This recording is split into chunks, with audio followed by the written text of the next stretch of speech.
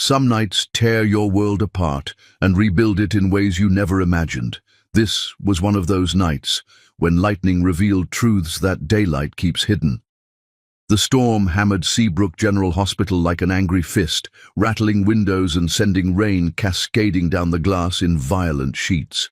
Crystal Freeman gripped the metal rails of her hospital bed, her knuckles white as another contraction tore through her body with the fury of the tempest outside. "Stephen!" she gasped, sweat beading on her dark skin as she searched the delivery room for her husband. "Stephen, please!" But Stephen Higgins was pacing by the window, his cell phone pressed to his ear, his voice a harsh whisper as he conducted what sounded like a business call. Crystal couldn't believe it. Here she was, bringing their child into the world during the worst storm in decades, and he was talking about car sales quotas. "Stephen!" Crystal's voice cracked as another wave of pain crashed over her. The baby was coming fast, too fast, and the hospital was in chaos. The storm had knocked out power to half the building, and the emergency generators were struggling. Nurses rushed between rooms, their faces tense with exhaustion. Dr. Martinez appeared at Crystal's bedside, her expression grim. "Crystal, we need to prep for a possible C-section. The baby's heart rate is dropping, and with these complications—" "What?" Stephen spun around, his face pale. "Surgery?" "But I thought this would be quick and easy. I have a meeting tomorrow morning with the regional manager." "Your wife needs you right now," Dr. Martinez said firmly. "This is serious." Stephen's eyes darted between Crystal and his phone, which was buzzing incessantly. I need to take this call. It's important. The dealership is closing a major deal, and if I don't, more important than your child." Crystal's voice was barely a whisper, but it cut through the room like a blade. Another contraction hit, this one so intense that Crystal cried out, her body arching off the bed. The lights flickered, and somewhere in the distance she could hear the wail of emergency vehicles struggling through the storm. "I can't do this," Stephen muttered, running his hands through his hair. "This is too much. The blood, the screaming, the chaos. I need air. I need to check on the car, make sure it's not damaged in this flooding." "Stephen, don't you dare," Crystal started, but he was already backing toward the door. "I'll be right back," he lied, his eyes refusing to meet hers. "Just need to move the car to higher ground. This flooding could ruin the paint job, and I just made the final payment." And then he was gone, fleeing into the storm like the coward he'd always been, leaving Crystal alone in the most terrifying moment of her life. Crystal felt something break inside her chest, not just her heart, but her spirit. The man who'd promised to love her through sickness and health, who'd sworn to protect and cherish her, had abandoned her when she needed him most. The pain of his betrayal cut deeper than any contraction. "Mrs. Freeman, I need you to focus on me," Dr. Martinez said, but her voice seemed to come from very far away. "The baby is in distress and we need to—" The delivery room doors burst open with a bang that echoed through the chaos. Crystal expected to see Stephen returning with some pathetic excuse, but instead, a tall stranger strode into the room, his dark hair dripping with rain, his expensive suit soaked through. Brian Lockhart had been at the hospital for an entirely different reason. His shipping company's emergency generator had failed during the storm, and he'd personally driven backup power equipment through the flooded streets. But when he'd heard the sound of a woman crying out in pain and terror, something primal in him had responded. He'd seen Stephen Higgins in the parking lot, fumbling with his car keys and muttering about ruined leather seats while his wife screamed in labor upstairs. The sight had disgusted Brian to his core. Now, standing in the doorway of the delivery room, Brian saw Crystal, beautiful, vulnerable, and utterly alone. Her dark eyes were wide with fear and pain, tears streaming down her cheeks as she faced the most important moment of her life without the man who should have been holding her hand. Brian didn't hesitate. He crossed the room in 3 swift strides, his presence commanding despite the chaos around them. The nurses looked startled, but something about his calm authority made them step aside. "Ma'am," he said, his deep voice cutting through Crystal's panic like a lighthouse beam through fog. He reached for her trembling hand, enveloping it in both of his larger ones. His hands were strong, calloused from years of working on boats despite his wealth, and surprisingly gentle. Crystal looked up into storm-grey eyes that held no pity, only fierce determination and an unexpected tenderness. "You're mine now," Brian said, his voice low but absolutely certain. "I'm not leaving you." The words hit Crystal like a shockwave, not a question, not a request, a declaration. This stranger, this man she'd never seen before, was claiming her in her darkest hour with a conviction that took her breath away. "I don't even know you," Crystal whispered, but she didn't pull her hand away. Something about his presence made her feel safer than she'd felt in months. "You will," Brian replied simply. He turned to Dr. Martinez without releasing Crystal's hand. "What does she need?" "Sir, you can't just—" the doctor began. "She's alone," Brian said, his tone brooking no argument. "Her husband ran. I'm staying. What does she need?" Dr. Martinez looked between them, taking in Crystal's obvious relief at having support and Brian's unwavering determination. "We need to get this baby delivered safely. The storm has complicated everything." Brian nodded and turned back to Crystal, his thumb stroking gently across her knuckles. "Tell me your name." "Crystal," she managed between breaths. "Crystal Freeman." "Crystal," he repeated, and something about the way he said it made it sound like a prayer. "I'm Brian, and I'm going to be right here with you until your baby is safe in your arms." Another contraction hit, and Crystal squeezed Brian's hand so hard she was sure she must be hurting him. But he never flinched, never pulled away. Instead, he leaned closer, his voice steady and calm. "Breathe with me," he instructed. "In through your nose, out through your mouth. Just like riding out a storm at sea, you don't fight the waves, you move with them." Crystal found herself following his breathing pattern, his calm presence somehow cutting through her panic. Outside, thunder crashed and lightning split the sky, but inside this small bubble of space, she felt anchored by this stranger's unexpected strength. "That's it," Brian murmured as the contraction ebbed. "You're incredible. So strong."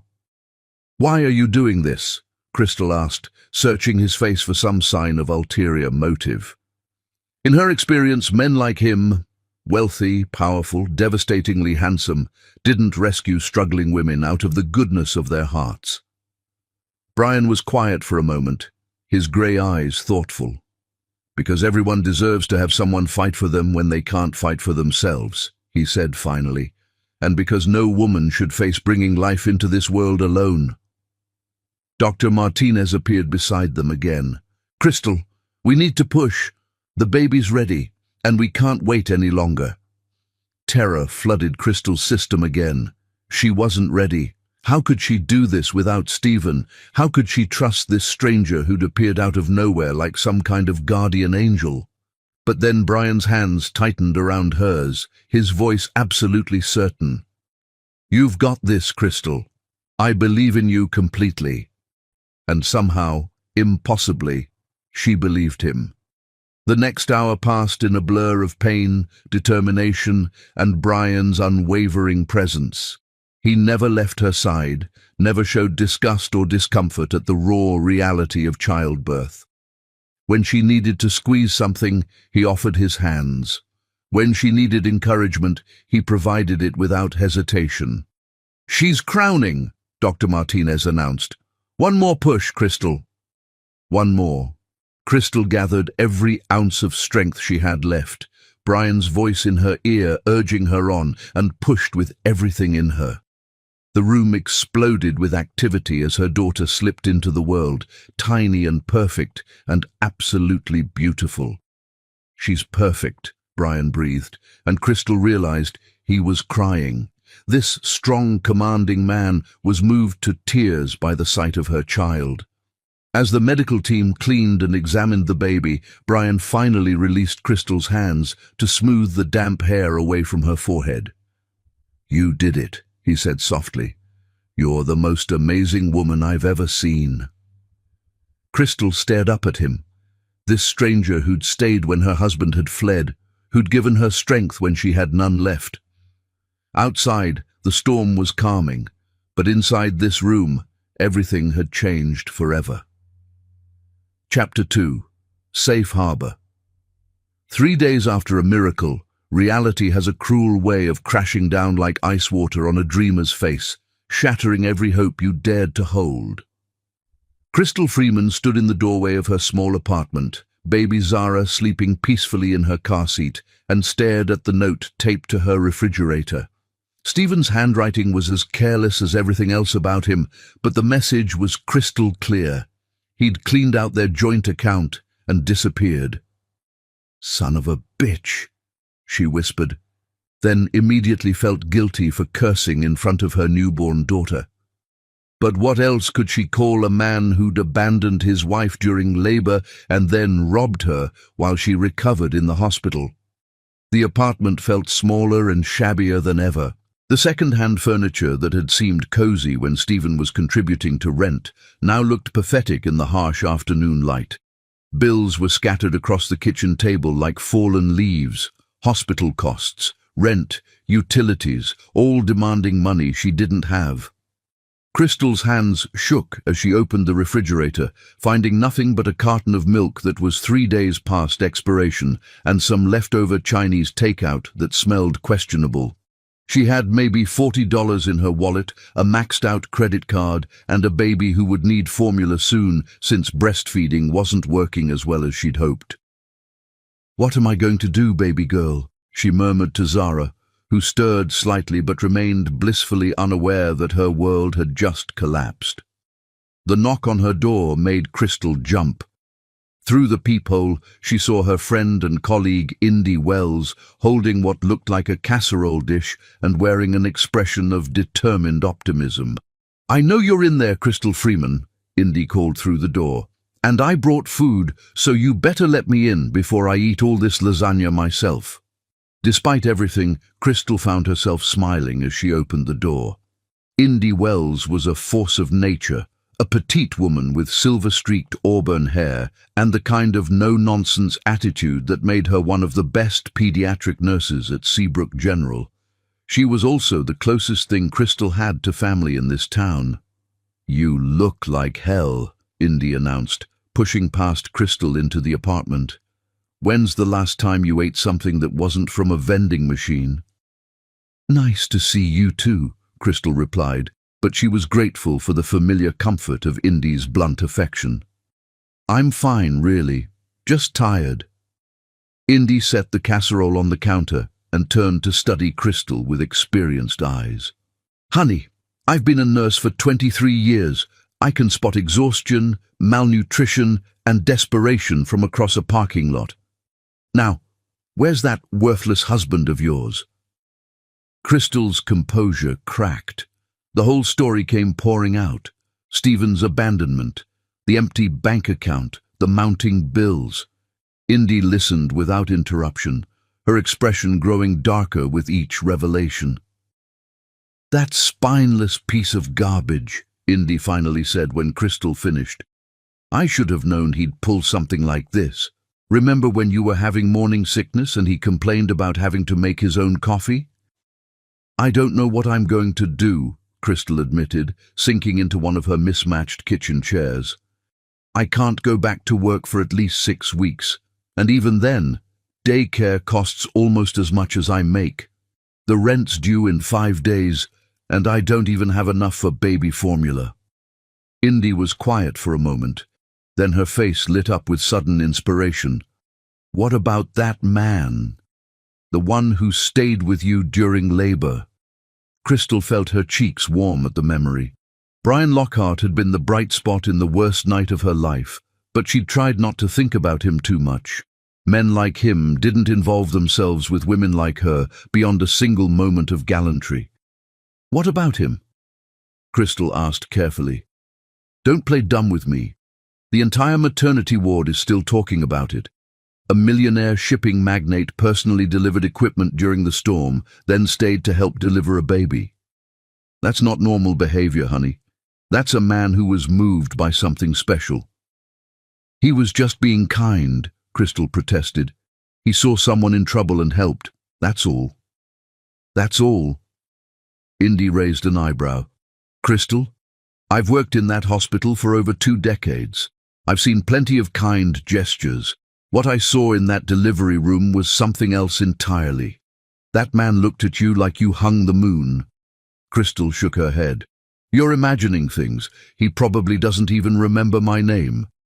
Only one way to find out, Indy said, with the kind of smile that usually meant trouble. You march yourself down to that fancy maritime office of his and thank him properly. Take the baby. Men like that love babies. And who knows, maybe he's got connections, could help you find work. I can't just show up at his office with my baby like some kind of charity case, Crystal said, horrified at the suggestion. Why not? You're not asking for charity. You're thanking someone who went above and beyond to help you. There's a difference. Before Crystal could protest further, Zara began to fuss in her car seat. Crystal lifted her daughter, marveling again at how perfect she was. 10 tiny fingers, 10 tiny toes, and the most beautiful dark eyes she'd ever seen. For this little girl, she would swallow her pride and do whatever was necessary.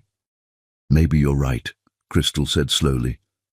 I should thank him properly. An hour later, Crystal found herself standing outside the imposing glass and steel building that housed Lockhart Maritime.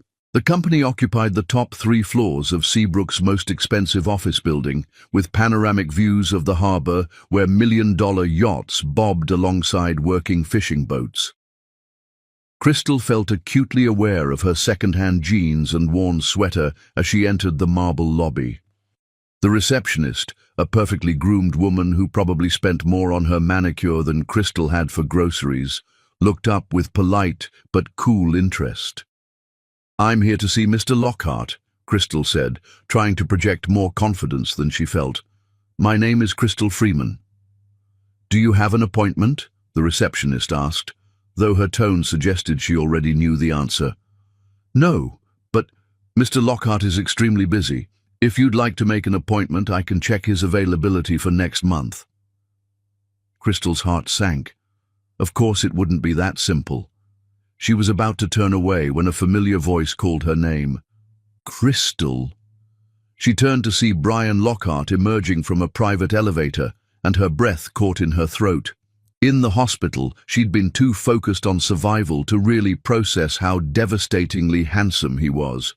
Now, seeing him in his element, a perfectly tailored charcoal suit that probably cost more than her monthly salary, his dark hair styled but not overly polished, those striking grey eyes focused entirely on her, she felt suddenly dizzy. I thought that was you, he said, crossing the lobby with quick, confident strides. How are you feeling? How's the baby? The receptionist's eyebrows shot up nearly to her hairline, clearly shocked that her boss not only knew this casually dressed woman, but seemed genuinely pleased to see her. We're both fine, Crystal managed, acutely aware that she was blushing. I just wanted to thank you properly for what you did. I know you didn't have to. May I? Brian gestured toward Zara, who was awake and alert in her carrier. Crystal nodded, and Brian gently lifted the baby, his large hands surprisingly gentle as he cradled her against his chest.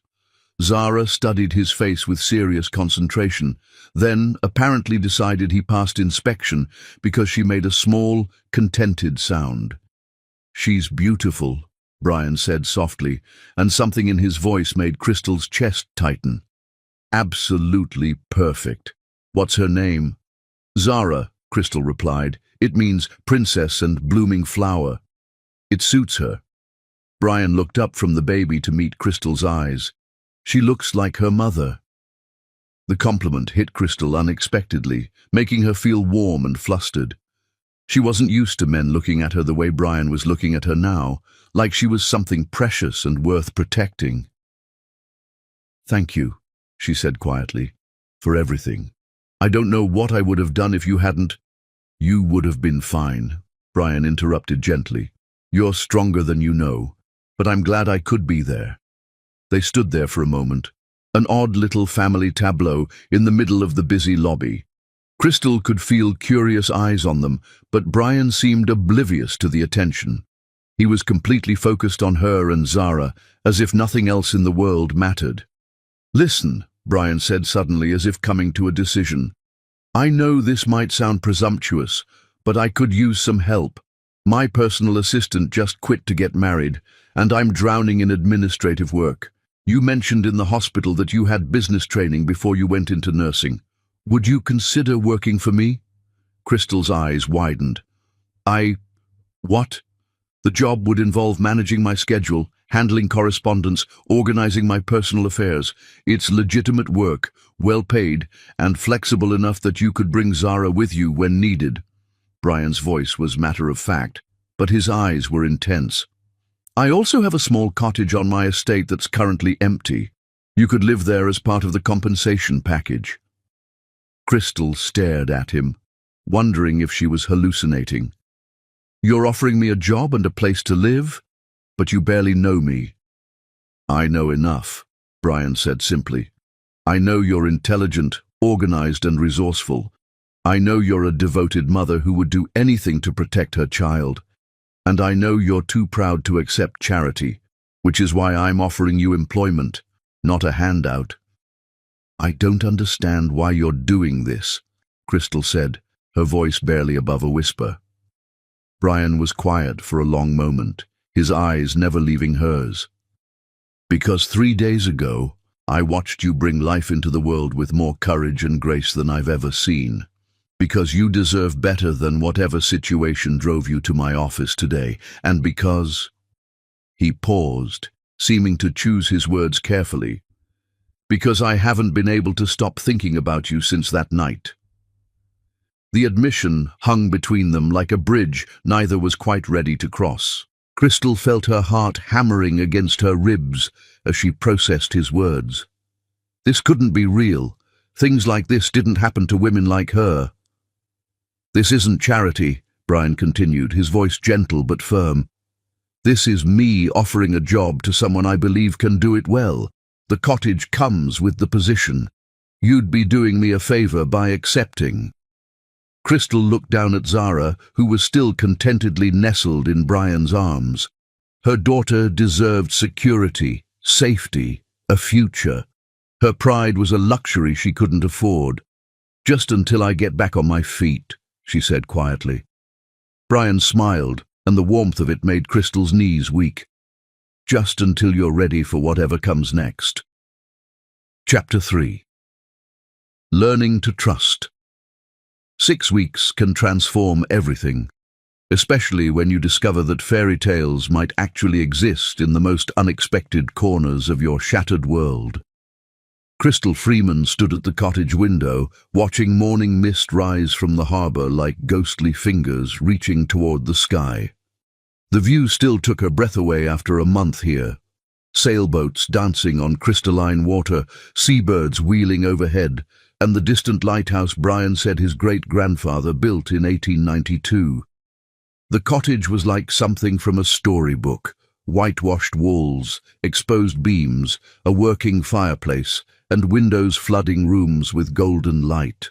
Small but perfect, with a nursery Brian had painted and furnished before she moved in. He'd claimed it was standard procedure, but Crystal had seen his eyes light up when he carried Zara into the completed room. "Good morning, beautiful girl," Crystal murmured to Zara, who sat in her bouncy seat gurgling at dust motes dancing in sunbeams. At 6 weeks old, Zara was showing her personality: curious, alert, fearless. She rarely cried, seeming to sense her mother needed peace as they adjusted to their new life. Crystal's phone buzzed. "Coffee in 10 minutes? I have those contract revisions you wanted to review." She smiled, typing back, "See you soon, Zara's demanding her morning Brian fix. It had become their routine. Brian appeared each morning around 7:30, carrying coffee and whatever pastry caught his eye at the bakery. They'd sit at her kitchen table, Zara holding court, while reviewing his schedule and discussing business. Crystal had been surprised how much she enjoyed the work. Managing Brian's affairs was like solving a complex puzzle, balancing obligations with commitments, streamlining complicated processes, organizing his life to give him more time for what mattered. She had natural talent for seeing big pictures while managing details. But honestly, work wasn't what made her heart race when she heard his footsteps each morning. It was Brian himself. How he made her feel like the most important person when he looked at her, his gentle way of talking to Zara, the quiet strength radiating from him like warmth from fire. The knock came precisely on time. Crystal opened the door to find Brian holding steaming cups and a bakery bag, dark hair mussed by morning breeze. He wore dark jeans and a grey sweater, making his eyes look like storm clouds. Saturday meant no formal meetings, just relaxed planning sessions that had become Crystal's favourite part of the week. "Morning," he said, smile soft and genuine. "I brought those cinnamon rolls you mentioned craving yesterday." "You're going to make me fat," Crystal replied, reaching for coffee and inhaling rich aroma gratefully. "You could use a few more pounds," Brian said matter-of-factly, following her inside. "You've been working too hard." True, Crystal had thrown herself into organizing Brian's life with intensity bordering obsession, partly to prove she deserved his trust, partly because staying busy kept her from thinking about how dramatically her circumstances had changed. 6 weeks ago, abandoned and broke, now living in a magazine-worthy cottage, working for a man treating her like a valued partner, slowly learning maybe she deserved good things. "Good morning, Princess Zara," Brian said, settling across from Crystal and tickling Zara's tiny feet. The baby rewarded him with a huge, gummy smile, making both adults laugh. "Ready for another exciting day watching your mama make your friend's life infinitely more organized?" "She's not the only one who's gotten attached," Crystal said without thinking, immediately blushing at her words' implications. Brian's hands stilled on Zara's feet, and when he looked up, something intense and unreadable filled his expression. "Is that so?" Air between them suddenly felt charged, like the moment before lightning strikes. Crystal found herself caught in Brian's gaze, unable to look away, pulse hammering in her throat. This had been happening more lately, moments when careful professional boundaries seemed to dissolve, leaving them staring like they were the only two people in the world. "I mean," Crystal said quickly, breaking tension, "Zara has gotten attached. To you, obviously. She lights up whenever she sees you." "Just Zara?" Brian asked quietly, something vulnerable in his voice making Crystal's breath catch. Before she could answer, Zara made a loud, demanding noise, breaking the spell. Both adults immediately turned to the baby, but Crystal could feel Brian's unasked question hanging between them. "So," she said, pulling out her tablet and trying to restore professionalism, "let's talk about next week's schedule. You have the Port Authority meeting Tuesday and the Charity Gala Planning Committee Wednesday." Brian leaned back, accepting her subject change gracefully, but Crystal could tell he wasn't really focusing on schedules. His eyes kept drifting to her face, studying her with intensity, making her feel simultaneously thrilled and terrified. "Actually," he said, "I was hoping you might consider attending the gala with me, as my date."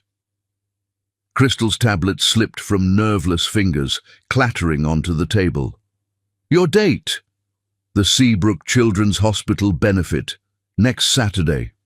I always attend these things, and frankly, they're incredibly boring alone." "I thought maybe—" He trailed off, seeming suddenly uncertain. "Unless you'd rather not. I don't want to make you uncomfortable." Crystal stared at him, mind racing. A date, an actual date, to a gala with photographers and society people and women who probably spent more on single dresses than Crystal made monthly.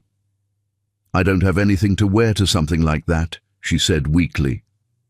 "That's easily solved," Brian replied. "There are plenty of shops." "I can't let you buy me a dress," Crystal interrupted. "That would be—" "What? Practical? Kind? The sort of thing friends do for each other?" Friends. The word stung more than it should have. Was that what they were? Because the way Brian looked at her sometimes, how her heart raced when he was near, how she'd started thinking about him constantly, none of that felt particularly friendly. "I don't know," Crystal said honestly. "This is all so new. 6 weeks ago I was married to someone else. Granted, someone who turned out to be a complete bastard, but still, I don't know how to navigate this." Brian reached across the table, covering her hand with his, the simple touch sending electricity shooting up her arm. "Then let's not navigate it. Let's just take it one day at a time. Come to the gala because I'd enjoy your company. Wear whatever makes you feel beautiful. Let me introduce you to people who might become friends. Let yourself have one night where you don't worry about anything except enjoying yourself." It sounded so simple when he put it that way. One night. One chance to step outside the safe little world she'd built in this cottage and see what else might be possible. "Okay," she heard herself say. "Yes, I'd like that." Brian's smile was radiant. "Really? Really? But I'm warning you, I have no idea how to act at fancy parties. I'll probably embarrass you." "Impossible," Brian said with such conviction Crystal almost believed him. "You could never embarrass me." They spent the rest of the morning going over Brian's schedule, but there was new undercurrent to their conversation, awareness that something had shifted between them. Crystal found herself noticing things she'd tried to ignore, how Brian's eyes crinkled when he laughed, the strength of his hands as he gestured. Around noon, Brian suggested they take Zara for a walk around the property. Crystal had been here for weeks, but focused on work, barely exploring beyond the cottage. Brian seemed delighted to play tour guide, pointing out buildings making up the Lockhart estate. "That's the original house," he said, gesturing toward a colonial overlooking the harbour. "Built in 1847 by my great-great-grandfather. My parents lived there until they died." "Where do you live?" Crystal asked. "Up there," he pointed toward a modern structure among trees on a hill. "I had it built 10 years ago.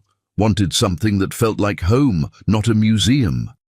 "It's beautiful," Crystal said, admiring clean lines and large windows. "Would you like to see it? I could make lunch, and Zara could nap in the guest room." Crystal hesitated. Going to Brian's house felt like crossing a line, moving from professional territory into something more personal.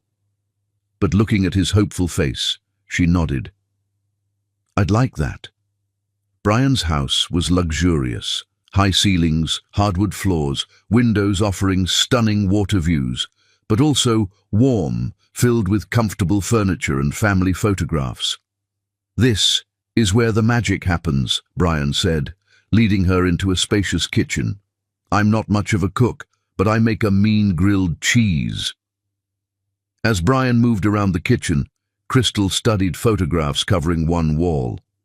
Family pictures, younger Brian with an older couple who must have been his parents. "You look like your father," Crystal observed. "Everyone says that," Brian replied, "but I hope I'm more like my mother. She understood people. Dad was brilliant with business, but never figured out how to connect with individuals." "What happened to them?" Brian was quiet for a long moment. "Sailing accident when I was 22, caught in a sudden storm 50 miles offshore.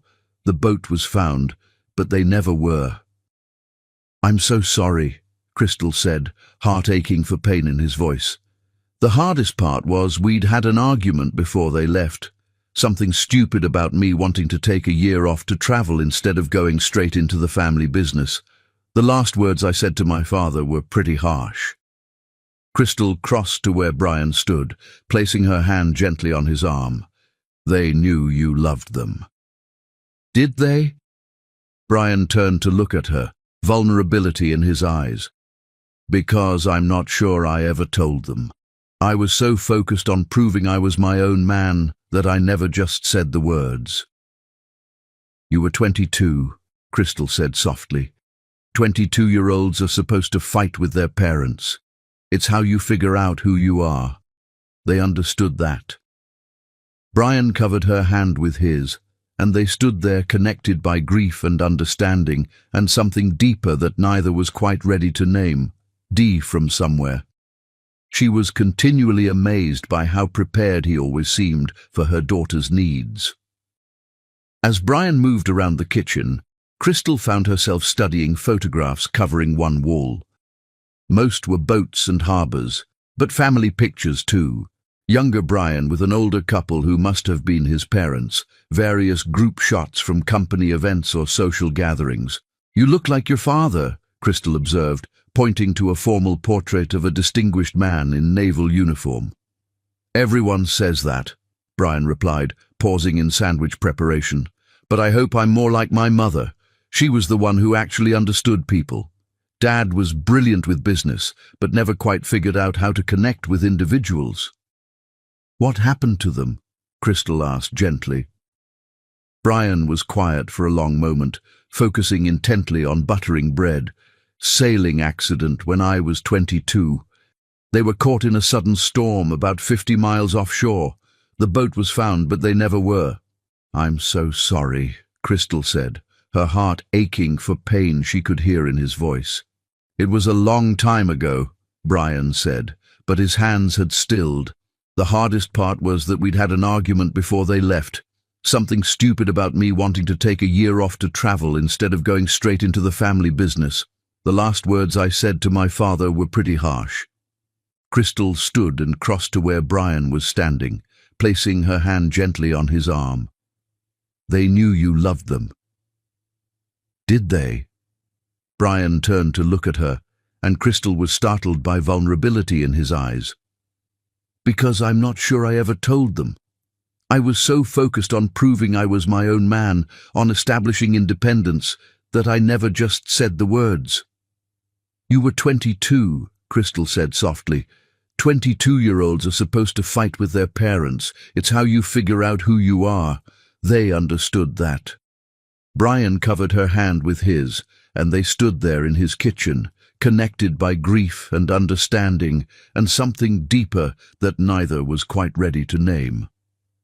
The moment stretched between them, filled with unspoken possibilities and the growing certainty that whatever was happening between them was far more than either had bargained for.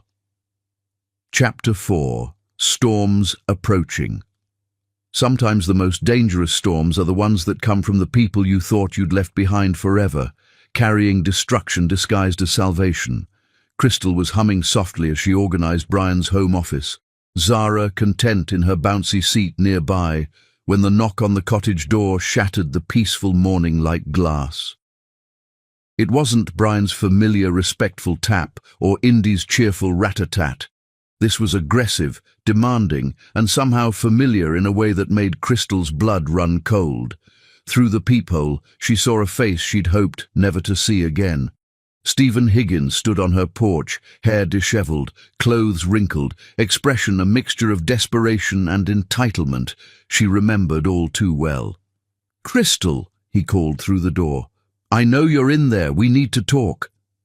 Crystal's first instinct was to pretend she wasn't home, but Zara chose that moment to let out a happy gurgle that carried clearly through the thin door. Stephen's pounding became more insistent. "Open the door, Crystal." "I'm not leaving until we talk." With trembling hands, Crystal opened the door but kept the chain lock engaged, creating only a small gap. "What do you want, Stephen?" He looked terrible. His face was thinner than she remembered, eyes bloodshot and desperate. He'd always been handsome in a superficial way, but now he looked like a man who'd been living rough for weeks. "I want to come home," he said, without preamble. "I made a mistake, okay? I panicked. The whole birth thing freaked me out, and I wasn't thinking clearly. But I'm ready now. I want my family back." Crystal stared at him in disbelief. Are you serious? You abandoned me during labor, stole our money, and disappeared for 2 months, and now you think you can just show up and everything will be fine? I was scared, Stephen said, voice taking on the wheedling tone she remembered from every time he'd tried to talk his way out of trouble. You have to understand, Crystal. Seeing you in pain, all that blood, the possibility that something could go wrong, it was too much. I needed time to process.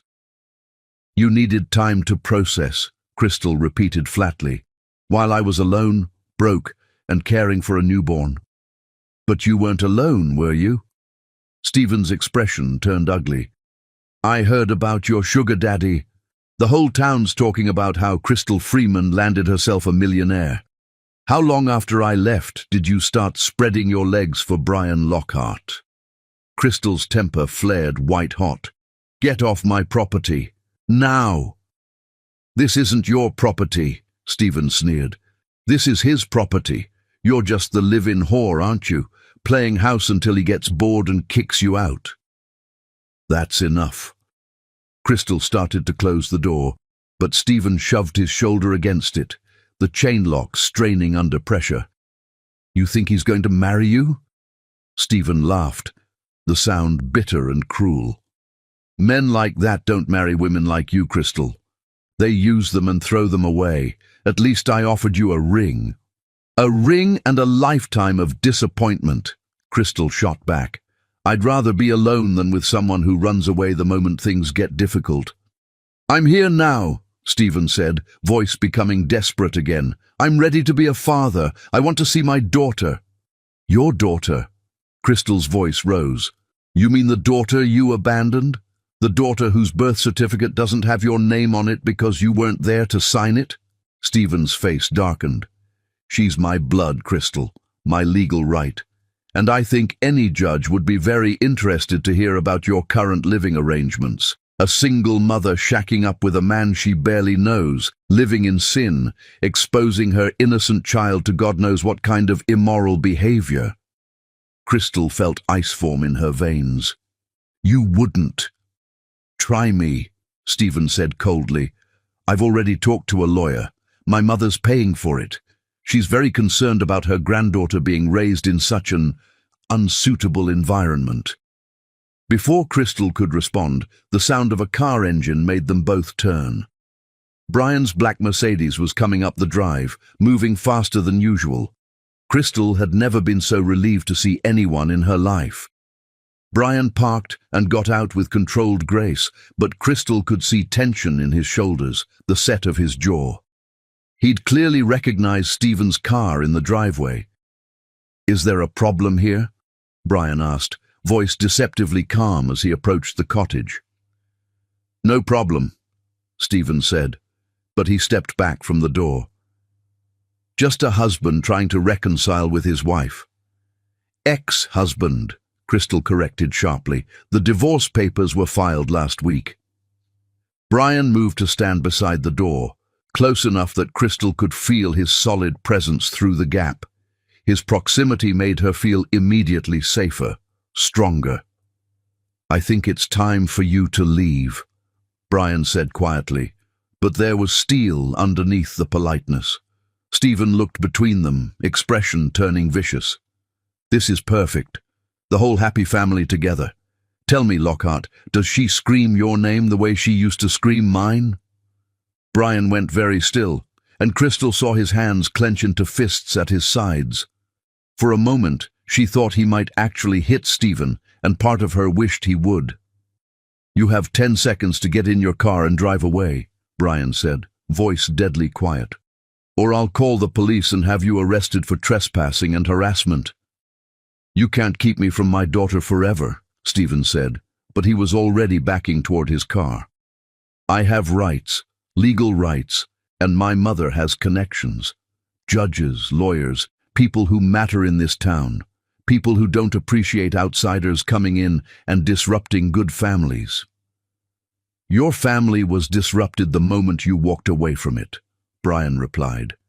And if you ever threaten Crystal or Zara again, you'll discover just how many connections I have in this town. Stephen got into his car, but he rolled down the window as he started the engine. "This isn't over, Crystal. Think about what I said. Think about what's best for Zara. Is growing up as the bastard child of a rich man's whore really the life you want for her?" He drove away, leaving gravel spraying and the acrid smell of burned rubber in the air. Crystal realized she was shaking, her legs suddenly too weak to support her. Brian immediately stepped closer, reaching through the gap to touch her hand. "Crystal, let me in, please." With numb fingers, Crystal unhooked the chain and opened the door. Brian was inside in an instant, pulling her into his arms, holding her against his chest while she tried to stop trembling. "He can't take her," Crystal whispered against Brian's shirt. "Can he? I mean, legally he doesn't have any rights, does he?" Brian's arms tightened around her. "We'll make sure he doesn't. I'll call my lawyer today. But Crystal, why didn't you tell me about the divorce papers?" "I didn't want you to think—" Crystal pulled back to look at him. "I didn't want you to think I was using you to get out of my marriage. The divorce was something I had to do for myself, not for us." "For us," Brian repeated softly. I like the sound of that. Despite everything, Crystal found herself smiling. "Yeah? Yeah." Brian cupped her face in his hands, thumbs brushing away tears she hadn't realized she was crying. "But I need you to promise me something. No more keeping important things to yourself. We're in this together now, which means we face problems together." "Together?" Crystal agreed, the word feeling like a promise. From her bouncy seat, Zara made a small fussing sound, as if sensing the tension in the room. Brian immediately went to her, lifting her gently and holding her against his shoulder. "It's okay, princess," he murmured, voice soft and soothing. "No one's going to hurt you or your mama. I promise." Watching him with Zara, Crystal felt her heart swell with an emotion she wasn't quite ready to name. This man who'd walked into her life like a guardian angel, who'd given her safety and hope and the chance to dream again. How had she gotten so lucky? But Stephen's words echoed in her mind, poisonous and persistent. What if he was right? What if being with Brian made things worse for her in a custody fight? What if her relationship with Brian was exactly the kind of ammunition Stephen needed to take Zara away from her? The thought made her stomach clench with terror. She'd rather die than lose her daughter, and if that meant walking away from the best thing that had ever happened to her, then maybe that's what she'd have to do. Chapter 5. Battle Lines War has a way of revealing exactly who stands with you when the world turns dark and who disappears into shadows the moment things become difficult. The manila envelope arrived on a grey Tuesday morning, delivered by a process server who barely looked old enough to drive, let alone destroy someone's life. Crystal signed for it with trembling hands, already knowing what it contained before she tore it open in the privacy of her cottage kitchen. "Petition for emergency custody hearing," she read aloud, voice hollow in the sudden silence. "Higgins versus Freeman." The papers detailed Stephen's claims in cold, clinical language that made Crystal's stomach turn. He painted himself as a reformed man who'd made mistakes, but was now ready to take responsibility for his daughter. Meanwhile, Crystal was portrayed as an unstable woman who'd shacked up with a wealthy man mere weeks after giving birth, creating an inappropriate and potentially dangerous environment for an innocent child. The worst part was how some of it sounded almost reasonable when stripped of context. Yes, she was living on Brian's property. Yes, their relationship had developed quickly. Yes, she was dependent on him financially. When presented without the full story, Stephen's abandonment, Brian's kindness, the genuine love that had grown between them, it could look exactly like what Stephen was claiming it was. Crystal was still staring at the papers when Brian arrived for their morning coffee, taking one look at her face and immediately crossing to her side. "What is it?" he asked. then saw the legal documents scattered across the table. His expression darkened as he read, jaw tightening with each paragraph. "Emergency hearing," he said grimly. "He's not wasting any time." 3 weeks, Crystal whispered. 3 weeks to prove I'm not a terrible mother who's unfit to raise her own child. Brian pulled her into his arms, holding her tightly as she fought back tears. "We'll fight this," he said firmly. "My lawyers are already preparing. This is just Stephen's opening move, not his winning one." "What if they believe him?" Crystal asked against Brian's chest. "What if the judge thinks he's right, that I'm some kind of gold digger who's putting her own selfish desires before her child's welfare?" "Then the judge would be wrong," Brian said simply. "And we'll prove it." The sound of a car in the driveway made them both look up. Through the window, Crystal saw a sleek black Audi pulling up beside Brian's Mercedes. A woman emerged from the driver's seat, tall, blonde, impeccably dressed in the kind of effortless elegance that money could buy. "Who is that?" Crystal asked, though something about the woman's confident stride toward the cottage made her stomach clench with dread. Brian's expression had gone carefully neutral. "That would be Ivy Lane, my former fiancée." Crystal felt the blood drain from her face. "Your former fiancée? The one you didn't mention you had?" "It ended 3 years ago," Brian said quickly. "I have no idea why she's here." Ivy's knock was crisp and authoritative. Brian opened the door, body language tense as he faced the woman who'd once planned to marry him. "Hello, Brian," Ivy said, voice cultured and smooth. "I hope I'm not interrupting anything important." She was beautiful in the way that only serious money could create. Perfect blonde hair that probably cost more to maintain than Crystal made in a month, flawless skin, designer clothes that fit like they'd been made specifically for her body, which they probably had been. "What do you want, Ivy?" Brian asked without inviting her in. "I heard about your situation," Ivy said, gaze moving past Brian to where Crystal stood holding Zara. "I thought you might appreciate some friendly advice." "I don't need advice," Brian replied coolly. "Perhaps not, but she might." Ivy's smile was razor-sharp as she focused on Crystal. "You must be Crystal. I've heard so much about you." Crystal lifted her chin, refusing to be intimidated despite feeling completely outclassed. "All good things, I hope." Ivy laughed, the sound like expensive crystal breaking.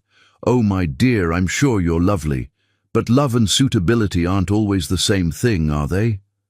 "What's that supposed to mean?" Crystal asked, though she was beginning to understand exactly what this woman was doing here. "I've been in Europe for the past few months," Ivy continued, stepping into the cottage without invitation. "But news travels, even across the Atlantic. Brian Lockhart, one of Seabrook's most eligible bachelors, involved with a woman who's still technically married to another man. A woman with a newborn baby and financial problems. The timing is unfortunate." "The timing is perfect," Brian said firmly, moving to stand beside Crystal.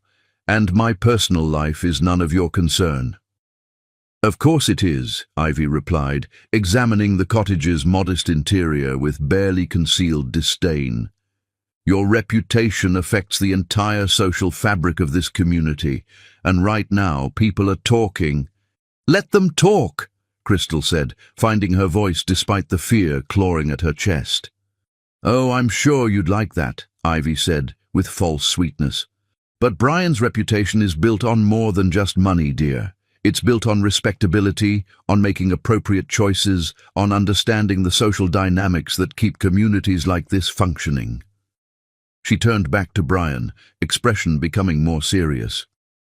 "There's going to be a custody hearing. The entire town will be watching to see how this plays out. Do you really want to be associated with that kind of drama?" "The drama wasn't created by Crystal," Brian said coldly. "It was created by her ex-husband, who abandoned his family and is now trying to manipulate the situation for his own gain." "Perhaps," Ivy said, "but the optics are terrible. A wealthy man, a poor single mother, a custody battle that will inevitably involve questions about morality and appropriate behavior. It's going to be messy, Brian. Very messy. Crystal felt sick. Everything Ivy was saying echoed her own worst fears about how this situation might be perceived. "What do you want, Ivy?"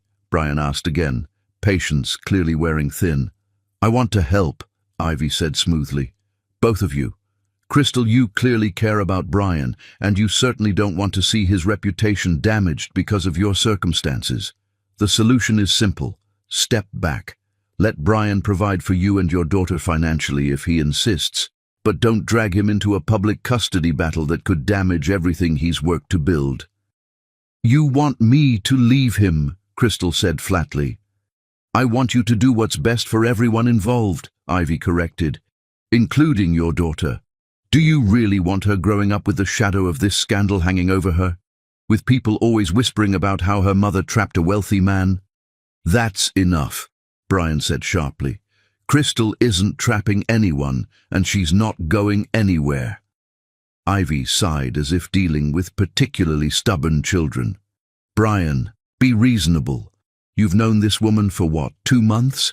And in that time, she's gone from being a married pregnant woman to a divorced single mother living in your cottage. The progression is rapid." "The progression is none of your business," Brian replied. "Everything about you is my business," Ivy said, mask of politeness finally slipping. "Do you think 3 years together meant nothing?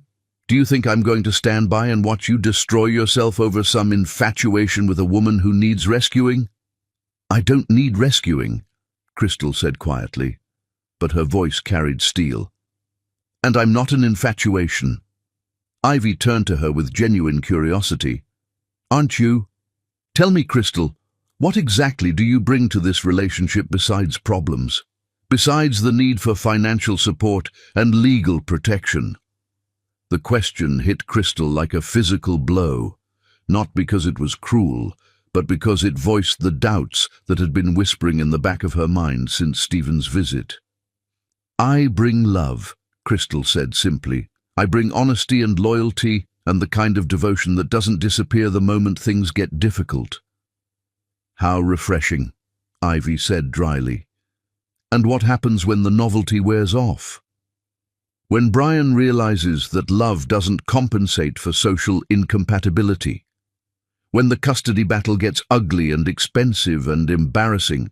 When people start avoiding him because his association with you makes them uncomfortable." "That won't happen," Brian said firmly, but Crystal could hear uncertainty underneath his confidence. "Won't it?" Ivy challenged. "You're already being talked about, Brian. The Palmers cancelled their dinner invitation last week. The Hendersons didn't invite you to their anniversary party.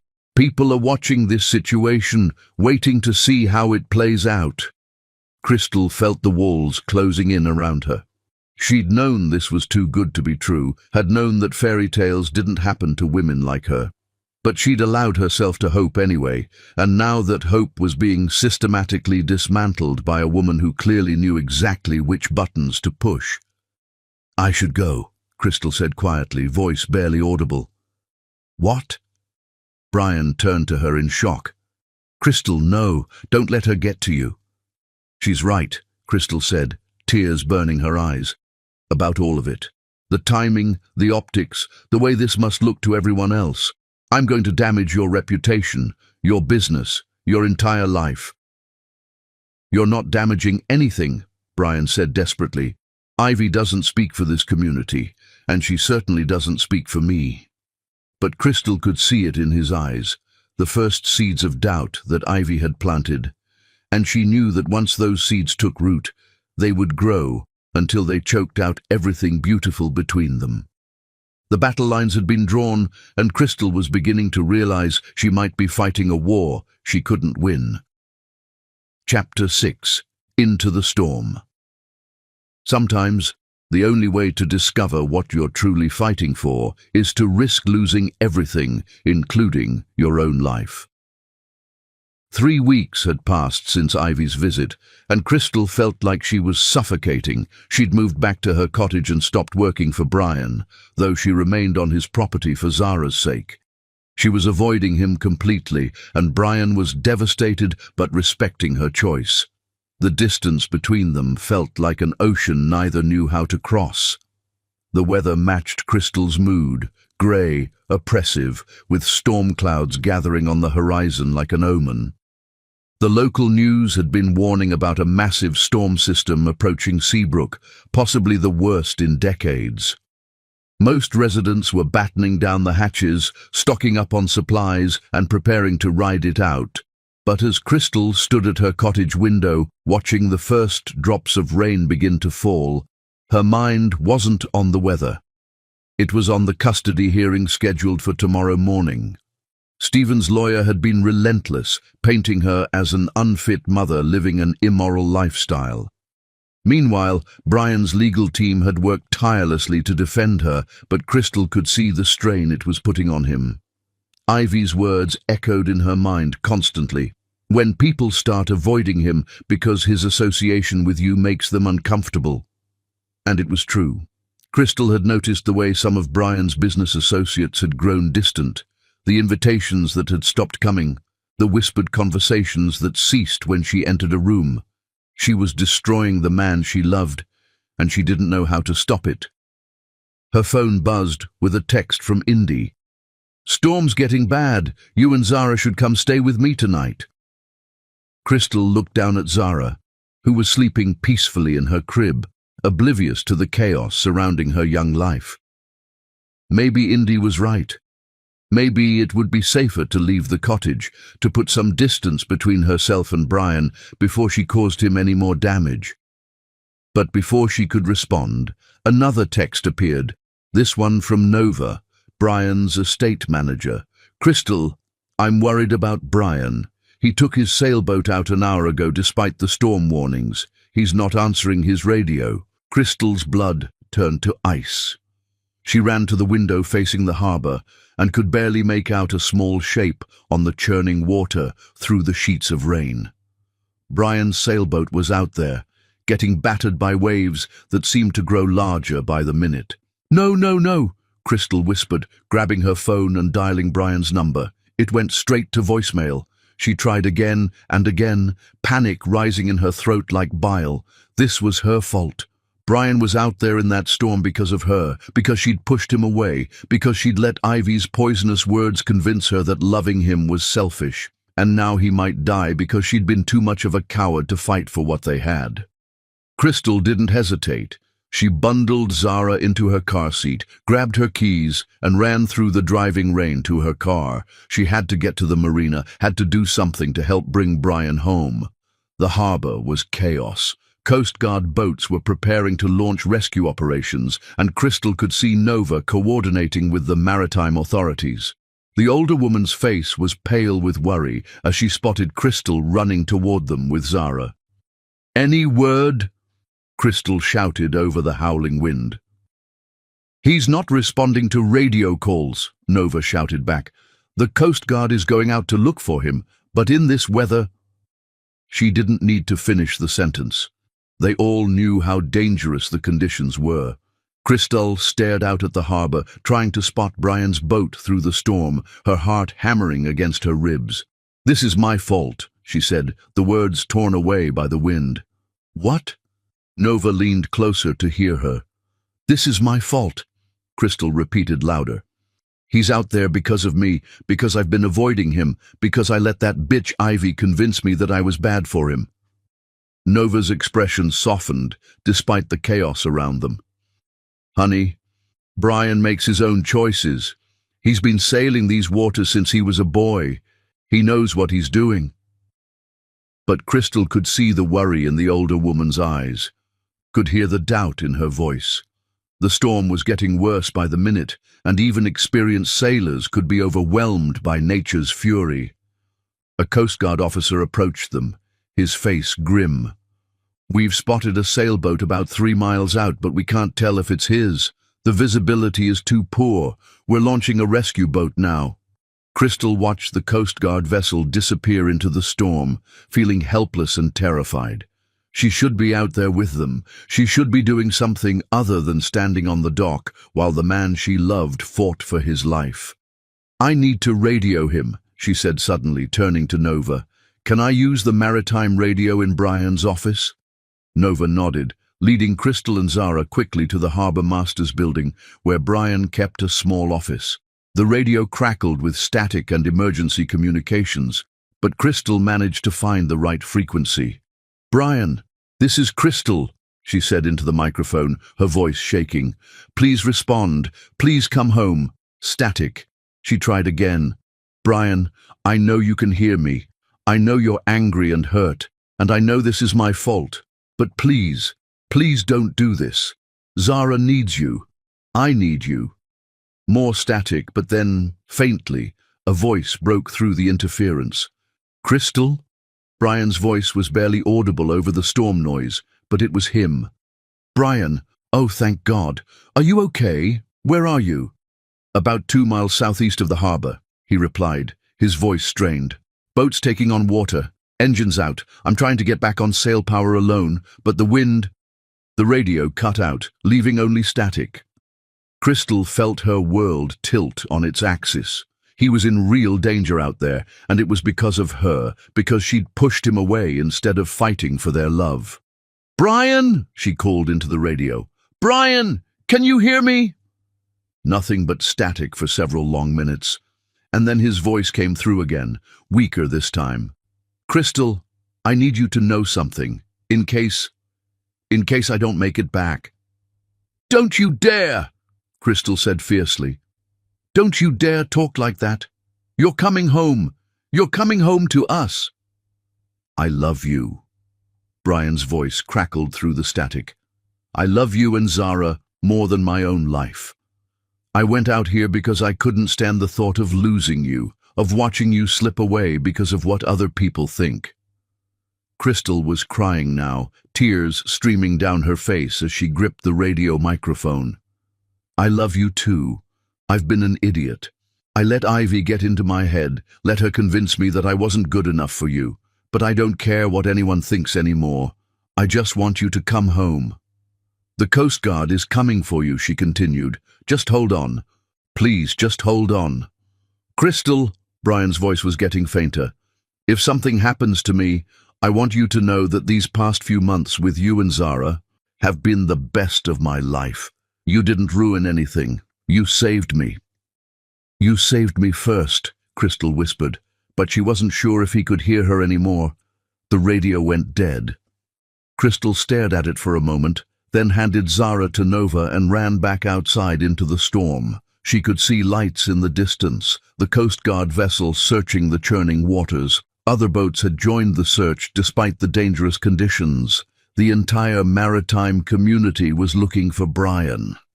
Crystal stood on the dock, rain soaking through her clothes, wind whipping her hair across her face, and she prayed harder than she'd ever prayed in her life. She prayed to whoever might be listening that Brian would make it home safely. She prayed that she'd get the chance to tell him how much he meant to her, how sorry she was for pushing him away, how ready she was to fight for their love no matter what anyone else thought. In the distance, she saw a light, a faint beacon cutting through the storm. It was getting closer, and Crystal held her breath as the shape of a boat became visible through the rain and spray. It was the Coast Guard vessel, and they were towing something behind them, a sailboat, Brian's sailboat. Crystal ran toward the approaching boats, her heart in her throat. Was he alive? Was he hurt? She couldn't see clearly through the storm, but as the boats drew closer to the dock, she could make out a figure sitting in the Coast Guard vessel. Brian. He was wrapped in a blanket, clearly exhausted and probably hypothermic, but he was alive. He was alive, and he was coming home. As soon as the Coast Guard boat tied up to the dock, Crystal was there, not caring about protocol or safety. Brian looked up and saw her, and despite his exhausted state, his face lit up with relief and love. "Crystal," he said, his voice hoarse. "You idiot!" she said, launching herself into his arms despite the Coast Guard officer's protests about medical checks. "You absolute idiot! Don't you ever scare me like that again?"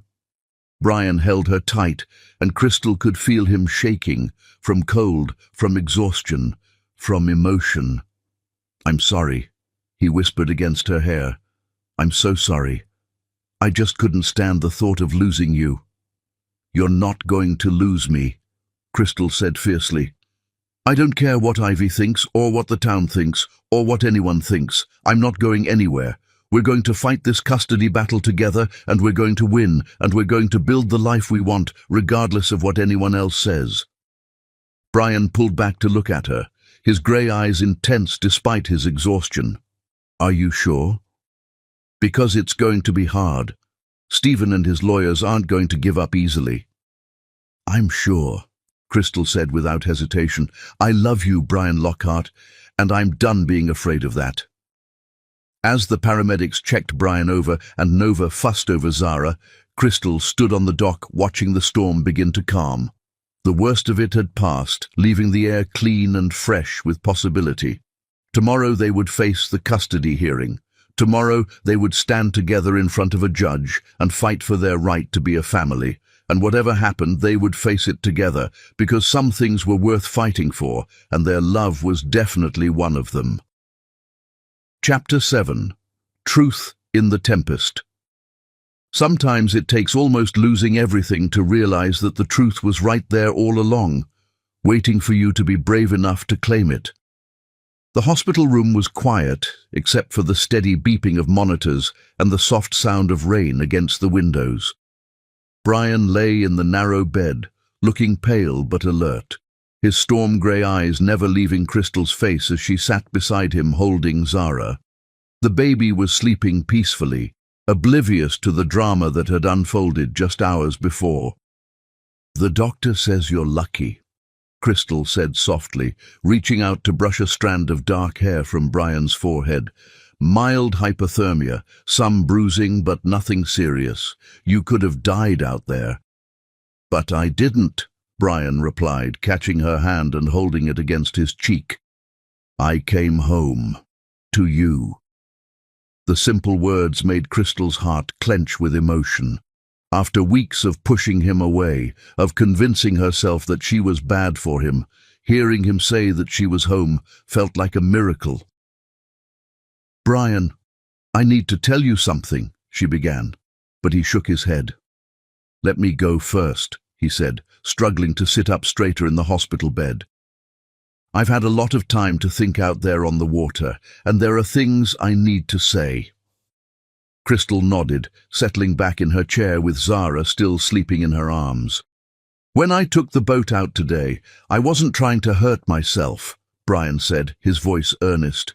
"I want you to know that. I needed to think, to figure out how to fight for us without making things worse for you, but the storm came up faster than I expected, and by the time I realized how dangerous it was, I was too far out to get back safely." "You scared me to death," Crystal whispered. "When Nova told me you were out there, I thought I'd lost you forever." "You'll never lose me," Brian said with such conviction that Crystal almost believed him. "Crystal, I love you. Not just because you're beautiful, not just because you need protecting, but because you make me a better man. You make me want to be worthy of the love you give so freely." Tears were sliding down Crystal's cheeks now, but she didn't try to stop them. "I love you too. So much it terrifies me. But Brian, Ivy was right about some things. I am causing problems for you. People are talking and your business relationships are suffering and—" "Stop," Brian interrupted gently. "Ivy was wrong about everything that matters. Yes, some people are talking. Yes, some of my so-called friends have shown their true colors. But you know what I realized out there in the storm? I don't care. I don't care what they think, what they say, or whether they approve of my choices." He struggled to sit up fully, his eyes intense as they met hers. "My parents died without knowing how much I loved them because I was too proud to say the words. I'm not making that mistake again. I love you, Crystal Freeman. I love your strength, your courage, your fierce devotion to Zara. I love the way you organize my chaos and the way you make me laugh. I love that you see me as a man, not just a bank account." "But the custody hearing is tomorrow," Crystal said, her voice breaking. "What if the judge thinks—" Then we'll deal with whatever the judge thinks, Brian said firmly. Together. But I want you to know something else. I've made a decision. Crystal's heart stuttered. What kind of decision? Brian reached into the drawer of his bedside table and pulled out a small velvet box. Crystal's breath caught in her throat as he opened it to reveal a stunning diamond ring that caught the light from the hospital room's fluorescent bulbs. I bought this 3 weeks ago, Brian said quietly, right after Ivy's visit, when I saw how much her words had hurt you. I was going to wait, to propose properly once all this legal stuff was settled. But almost dying tonight made me realize that waiting for the perfect moment is just another way of being afraid. He took Crystal's free hand in his thumb stroking gently across her knuckles. Crystal Freeman, will you marry me? Not because it would help with the custody case, not because it would solve our problems, but because I love you with everything I am and I want to spend the rest of my life proving it to you. Crystal stared at him, her mind reeling. A proposal. He was proposing to her in a hospital room while she held her baby daughter, both of them probably looking like drowned rats from the storm. It was nothing like the fairy tale proposal she'd dreamed of as a little girl. It was perfect. Yes, she whispered, then louder. Yes, Brian. Yes, I'll marry you. Brian's smile was radiant as he slipped the ring onto her finger. It fit perfectly, as if it had been made just for her, which, knowing Brian, it probably had been. How did you know my size? She asked, admiring the way the diamond caught the light. I may have borrowed one of your other rings and had it sized, Brian admitted with a sheepish grin. Nova helped. She's been in on this from the beginning. Crystal laughed, despite her tears. Of course she has. That woman doesn't miss anything. She also wants me to tell you that you're an idiot for thinking you're not good enough for me, Brian said, his expression becoming serious again. Her exact words were, that girl is the best thing that ever happened to you, and if you let her slip away because you're too proud to fight for her, I'll box your ears myself. I love Nova, Crystal said, meaning it completely. She loves you too. We all do. Me, Nova, Indy, even the guys at the marina. You've become part of our family, Crystal, and families stick together no matter what. Crystal felt a warmth spreading through her chest, a feeling of belonging she'd never experienced before. Even with Stephen, she'd always felt like she was trying to fit into a life that wasn't quite right for her. But with Brian, with this chosen family of people who cared about her, she felt truly at home for the first time in her life. About tomorrow, she began, but Brian shook his head. Tomorrow we're going to walk into that courtroom together, he said firmly. We're going to tell the truth about our relationship, about Stephen's abandonment, about the kind of life we want to build for Zara, and whatever the judge decides, we'll face it as a family. But what if... No what ifs, Brian interrupted. I learned something important out there tonight. Life is unpredictable and sometimes dangerous, but the biggest risk isn't living boldly. The biggest risk is letting fear keep you from grabbing hold of happiness when it's right in front of you.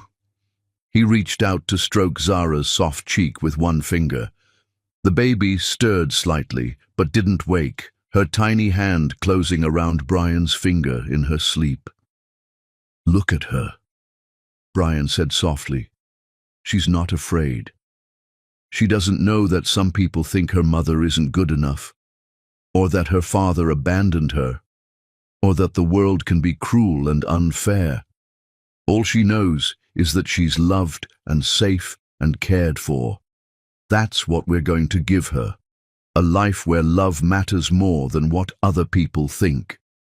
Crystal looked down at her daughter, then at the man who'd walked into their lives like a guardian angel and refused to leave even when things got complicated. The ring on her finger caught the light again, a tangible symbol of the promise they were making to each other. I'm scared, she admitted quietly. I'm scared too, Brian said, but I'd rather be scared with you than safe without you. A soft knock on the door interrupted them. Nova peeked in, her weathered face creasing with relief when she saw Brian sitting up and alert. "How are you feeling, you reckless fool?" she asked, bustling into the room with the familiarity of someone who'd been part of the family for decades. "Better now," Brian said, gesturing to where Crystal's hand rested in his, the diamond glinting on her finger. Nova's eyes widened, then her face broke into a huge grin. "Well, it's about time. I was beginning to think you'd never work up the courage to ask her properly." "You knew he was going to propose?" Crystal asked. "Honey, I helped him pick out the ring," Nova said with a laugh. "That boy's been carrying it around in his pocket for weeks, working up the nerve. I told him he better ask you soon before you came to your senses, and ran off with someone who deserved you." "I deserve her," Brian said quietly, his eyes never leaving Crystal's face. "Maybe I didn't before, but I'm going to spend every day of the rest of my life earning the right to call her mine." "Damn right you will," Nova said approvingly. "Now, the doctor says you can go home in a few hours if your temperature stays stable. I've got the cottage ready for you, Crystal, and I took the liberty of calling Indy to let her know everyone's safe." "Thank you," Crystal said, feeling overwhelmed by the kindness of these people who'd welcomed her into their lives without reservation. "No thanks necessary," Nova replied. "We're family now. That's what family does." As Nova bustled out to handle discharge paperwork, Crystal and Brian sat in comfortable silence, watching Zara sleep and processing everything that had happened. The storm was finally passing, leaving the air clean and fresh with possibility. Tomorrow would bring the custody hearing, and with it all the uncertainty and stress they'd been dreading. But tonight, in this quiet hospital room, Crystal felt nothing but peace. Whatever challenges lay ahead, they would face them together, and that made all the difference in the world. Chapter 8. Fighting for Family. Some battles are fought in courtrooms with words as weapons, where the stakes are measured not in money, but in love, hope, and the future of an innocent child. The courthouse steps were slick with morning dew as Crystal and Brian approached the imposing brick building that would determine Zara's fate. Crystal clutched Brian's hand tightly, the engagement ring on her finger catching the early sunlight like a beacon of hope. Zara was with Nova, safely away from the legal battlefield that awaited inside. "Remember," Brian murmured as they climbed the steps, "we tell the truth, all of it. Stephen's abandonment, our love story, our plans for the future. The truth is on our side." Crystal nodded, though her stomach was twisted in knots. She wore her best dress, a navy blue sheath that Brian had insisted on buying for her, saying she needed armor for this battle. Her hair was pulled back in a professional chignon, and she'd applied makeup carefully to hide the shadows under her eyes from a sleepless night. Inside the courthouse, they were directed to Family Courtroom B. Crystal's heart sank when she saw Stephen sitting at the plaintiff's table with his lawyer, a sharp-faced woman in an expensive suit. Stephen had cleaned up for court, hair-styled, wearing what looked like a new suit, projecting an image of respectability that Crystal knew was completely false. Beside him sat his mother, Mira Higgins, a bitter-looking woman with steel-grey hair and disapproving eyes.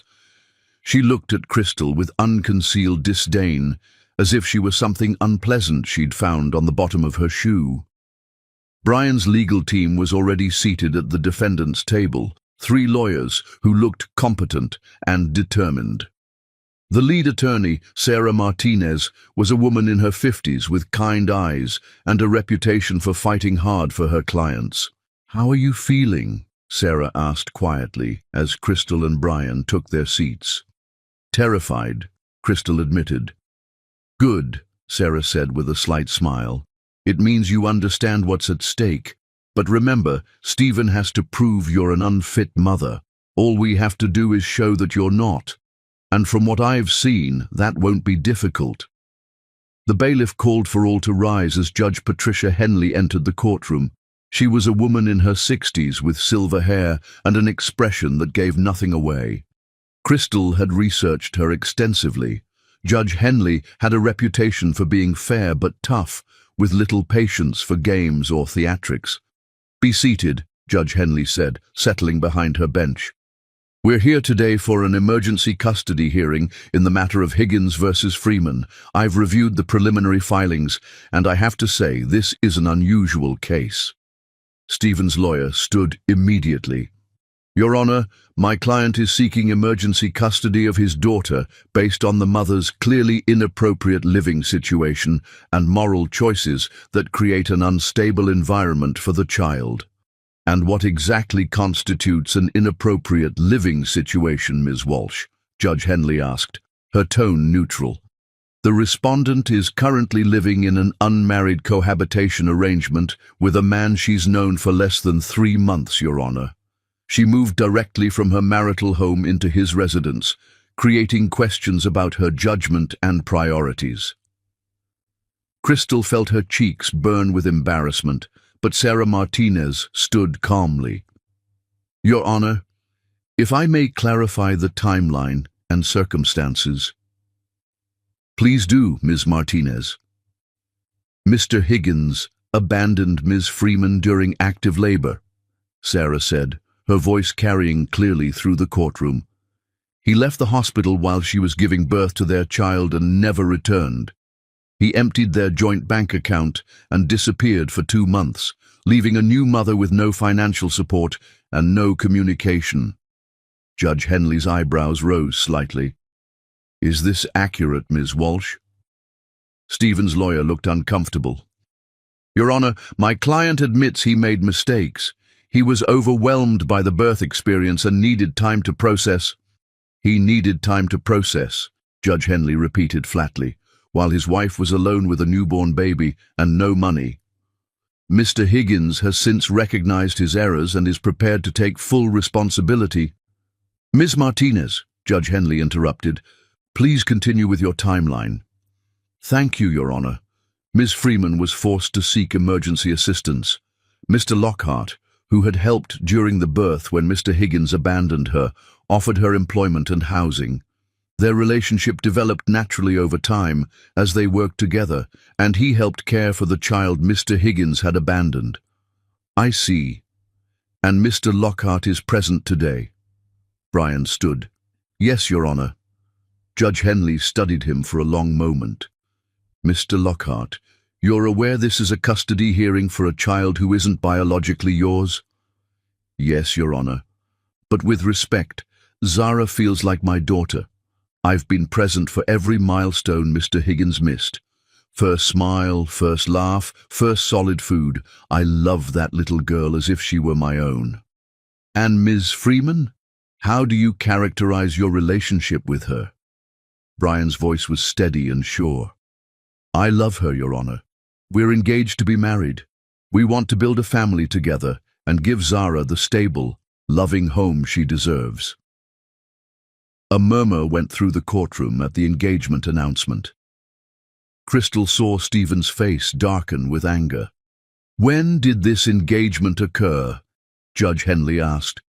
"Last night, Your Honor," Brian replied honestly, "after I nearly died in a storm and realized I was tired of waiting for the perfect moment to tell the woman I love how I feel about her."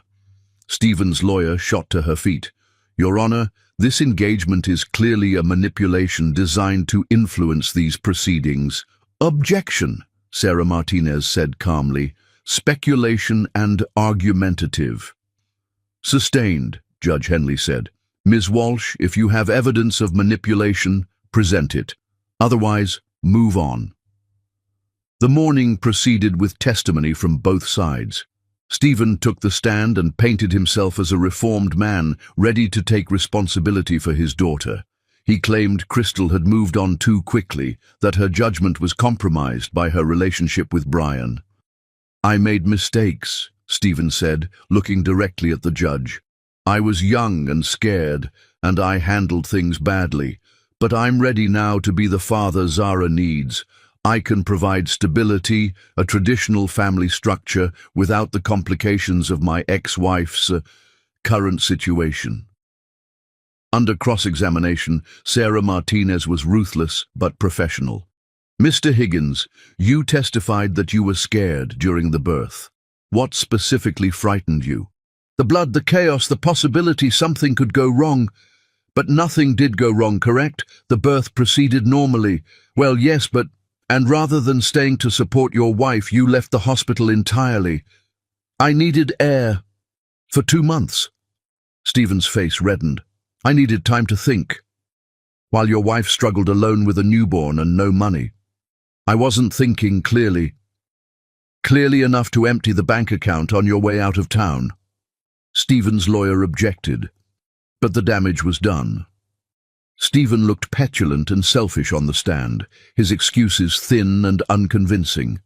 When Crystal took the stand, her hands were shaking, but her voice was clear and strong. She told her story honestly. Stephen's abandonment, her desperation, Brian's unexpected kindness that had grown into love. Ms. Freeman, Stephen's lawyer said during cross-examination, isn't it true that you moved in with Mr. Lockhart within days of giving birth? I moved into the cottage on his property, Crystal corrected. A separate residence. He offered me employment and housing when I had nowhere else to turn. Employment that conveniently included living accommodations. Employment that allowed me to support my daughter while recovering from childbirth, yes. And you began a romantic relationship with your employer very quickly, didn't you? Crystal felt heat rise in her cheeks, but kept her voice steady. Our relationship developed naturally over time as we worked together, and he showed kindness to both me and my daughter. The daughter he's now claiming to love as his own. The daughter he's helped raise while her biological father was absent, Crystal shot back. The daughter who lights up when she sees him, who reaches for him when she's upset, who knows him as the only father figure she's ever had. The judge called a brief recess. In the hallway, Crystal collapsed into Brian's arms, emotionally drained from the morning's testimony. You did great, he murmured against her hair. You told the truth with dignity and strength. That's all we can do. When court resumed, Sarah Martinez called several character witnesses. Indy testified about Crystal's devotion as a mother and nurse. Dr. Martinez from the hospital testified about Stephen's abandonment during the birth and Brian's unexpected assistance. Nova testified about watching Crystal and Brian's relationship develop and seeing how Brian had stepped into a father role for Zara. Finally, Sarah called Brian to testify about his intentions and commitment. Mr. Lockhart, she asked, what are your plans regarding Zara if you're awarded the right to help raise her? We want to adopt her legally, Brian said without hesitation. We want to give her my name, ensure her financial security, and provide her with a stable, loving family. We want more children too, so Zara would have siblings. And if your relationship with Ms. Freeman ended? It won't, Brian said simply. But, hypothetically, I would still want to maintain a relationship with Zara. She would always be my daughter, regardless of circumstances. Judge Henley looked thoughtful as the testimony concluded. I'm going to take a brief recess to review my notes before rendering a decision. The wait felt eternal. Crystal paced the courthouse hallway, Brian's arm around her shoulders, both of them too nervous to sit still. Finally, they were called back into the courtroom. Judge Henley looked serious as she addressed the room. This case has presented some unique circumstances. We have a father who admits to abandoning his child during birth and remaining absent for 2 months, and a mother who formed a new relationship during a vulnerable time period. Crystal's heart was hammering so hard she was sure everyone could hear it. However, Judge Henley continued, the evidence clearly shows that Mr. Higgins voluntarily abandoned his parental responsibilities at a crucial time, while Mr. Lockhart stepped in to provide stability and support. The child's best interests must be the determining factor here. She looked directly at Stephen. Mr. Higgins, Your actions during and after your daughter's birth demonstrate a concerning pattern of abandoning responsibility when faced with stress. While you claim to be reformed, you've provided no evidence of sustained change or commitment. Then she turned to Crystal and Brian. Ms. Freeman, while your relationship timeline may raise eyebrows among some, the evidence shows you consistently put your daughter's needs first. Mr. Lockhart's commitment to both you and the child appears genuine and sustained. Crystal held her breath. Therefore, Judge Henley said, I'm denying Mr. Higgins' petition for emergency custody. The child will remain with her mother. However, I am granting Mr. Higgins supervised visitation rights, contingent on his completion of parenting classes and counseling. Crystal nearly collapsed with relief. Brian's arm tightened around her as Stephen's face darkened with fury. Furthermore, Judge Henley continued, I'm recommending that social services conduct a follow-up visit in 6 months to ensure the child's continued welfare. This court is adjourned. As the gavel fell, Crystal felt like she could breathe for the first time in weeks. They had won. Zara was safe. Their family was protected. Stephen stormed out without a word, his mother trailing behind him with a venomous look at Crystal.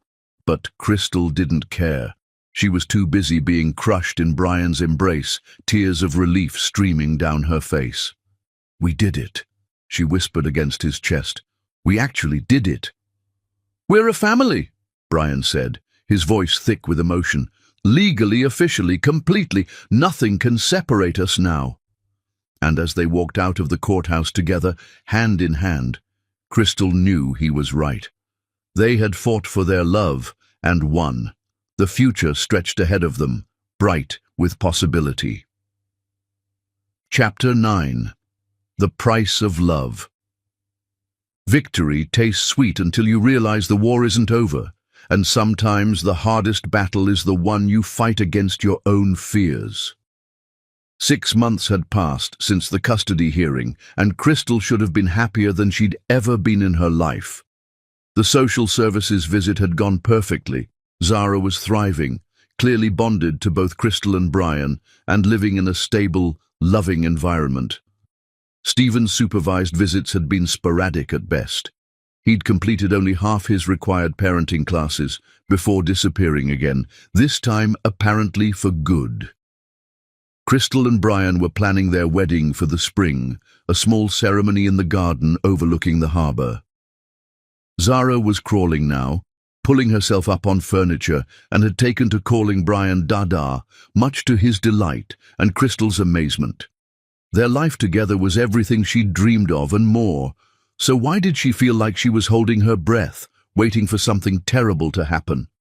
The answer came on a grey December morning, when Crystal found herself standing at the cottage window, watching Brian play with Zara in the living room. 9-month-old Zara was giggling as Brian made silly faces at her, her chubby hands reaching for his nose.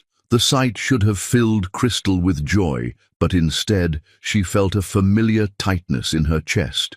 You're doing it again, Indy said from behind her.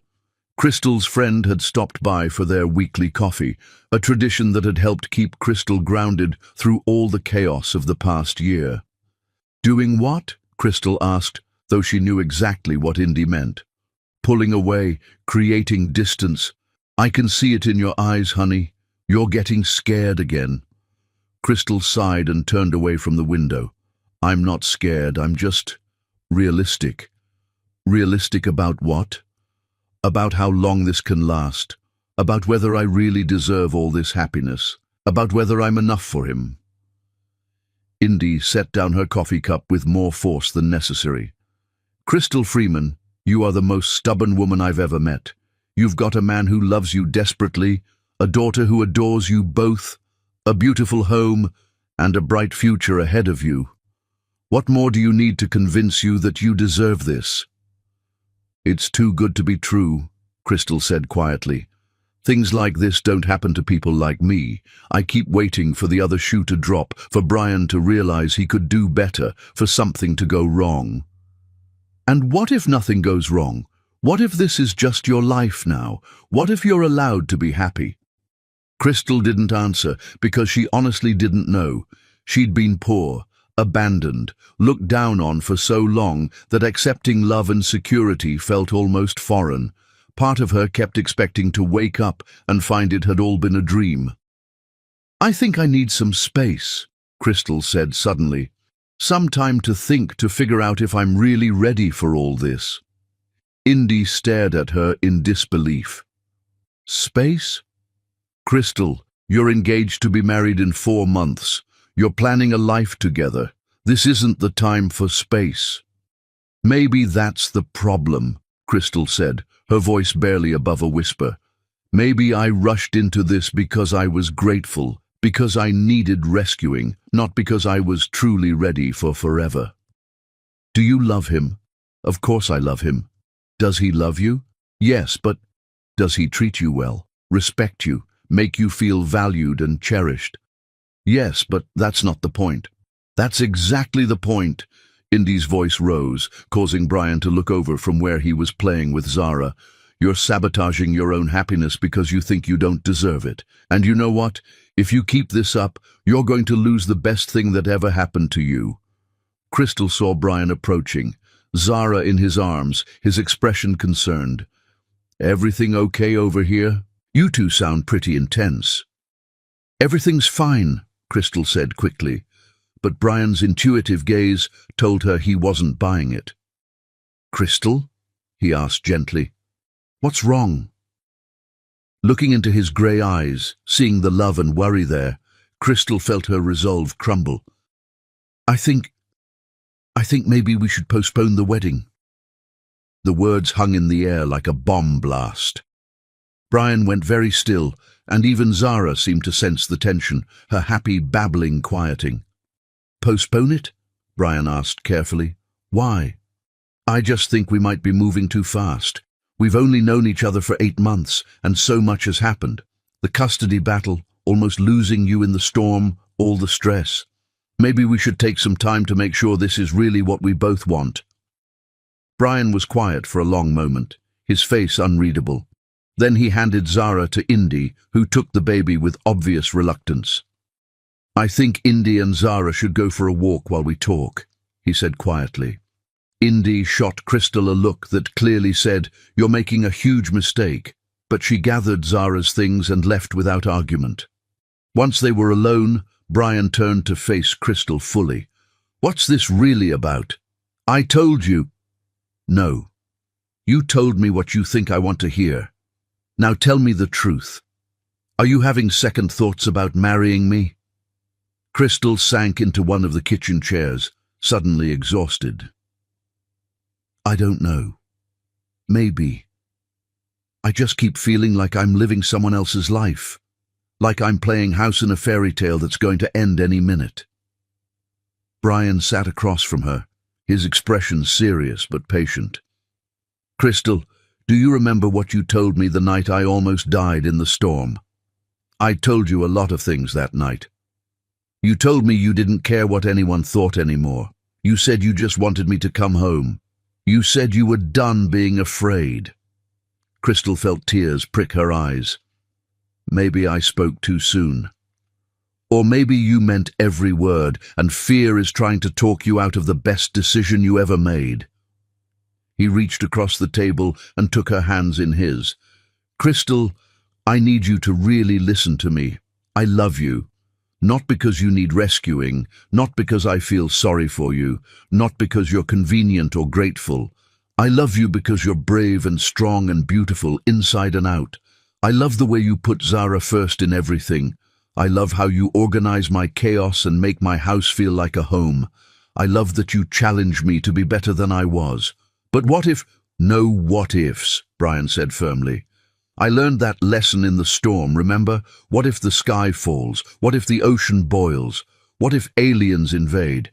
We can't live our lives preparing for disasters that might never happen." Crystal looked down at their joined hands. At the engagement ring that had become so much a part of her, she barely noticed it anymore. "I'm scared," she admitted in a small voice. "I know. I'm scared too. Marriage is scary. Love is scary. But you know what's scarier? Living without it. Going through life playing it safe, never taking risks, never allowing yourself to be truly happy because you're afraid it won't last. He lifted one hand to cup her cheek, his thumb brushing away a tear she didn't realize had fallen. Crystal, you are not your past. You are not the woman Stephen abandoned. You are not the mistakes other people made or the pain they caused you. You are the woman who brought a beautiful daughter into this world with courage and grace. You are the woman who took a chance on a stranger who offered her hope. You are the woman I fell in love with, and I am never going to stop loving you. How can you be so sure? Crystal whispered. Because I know what life looks like without you, and I never want to go back to that. Because when I look at you holding Zara, I see our future. Because when you smile at me across the breakfast table, I feel like the luckiest man alive. Because you're not just the woman I want to marry. You're the woman I choose to love every single day for the rest of my life. Crystal felt something shift inside her chest, like a door opening to let in light. She'd been so focused on whether she deserved this love that she'd forgotten the most important question. Did she want it? And the answer was yes. God, yes. She wanted this life, this man, this family they'd built together. She wanted forever with Brian, wanted to watch Zara grow up with a father who adored her, wanted to give them both siblings and build something beautiful and lasting. I'm sorry, she said, fresh tears streaming down her face. I'm sorry I got scared. I'm sorry I almost ruined this because I was too afraid to believe I could have it. You didn't ruin anything, Brian said, pulling her into his arms. You're human. You've been hurt before and you're protecting yourself the only way you know how. I understand that. I don't want to postpone the wedding, Crystal said against his chest. I want to marry you. I want to be your wife and Zara's mother, and build a life together that's so full of love, it makes up for all the lonely years that came before. Are you sure? Brian asked, pulling back to look at her. Because I need you to be sure, Crystal. Not just hopeful or grateful or caught up in the moment. I need you to be absolutely certain that this is what you want. Crystal looked into his eyes, those storm-grey eyes that had been her anchor through so many difficult moments, and felt peace settle over her like a warm blanket. I'm sure, she said without hesitation. I love you, Brian Lockhart. I want to spend the rest of my life proving it to you. Brian's smile was radiant as he leaned down to kiss her, pouring all his love and relief and joy into the connection between them. When they broke apart, both of them were breathing hard. No more doubts, he asked. No more doubts, Crystal confirmed. At least not about this. About us. I might still worry about other things, whether I'm a good mother, whether I'll burn dinner, whether Zara will like her wedding dress, but not about whether I want to marry you. Never about that. Good, Brian said, kissing her again, because I have something to tell you. What? I may have already sent out the wedding invitations. Crystal stared at him. You what? Well, technically Nova sent them out, but I figured if you were going to change your mind, you'd do it before we got to the actual printing stage. So I went ahead and mailed them yesterday. Brian Lockhart, you are the most presumptuous, arrogant, confident, he corrected with a grin. I prefer confident. I was confident that the woman I fell in love with wouldn't let fear win. And I was right. Crystal started to laugh, and once she started, she couldn't stop.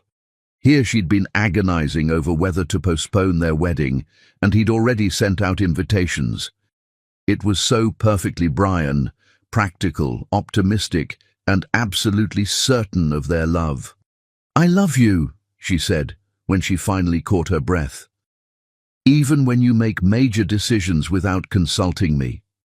I love you too, Brian replied, even when you try to sabotage our happiness because you think you don't deserve it. As they held each other in the cottage kitchen, Crystal felt the last of her fears melt away. She was done running from love, done questioning whether she deserved happiness.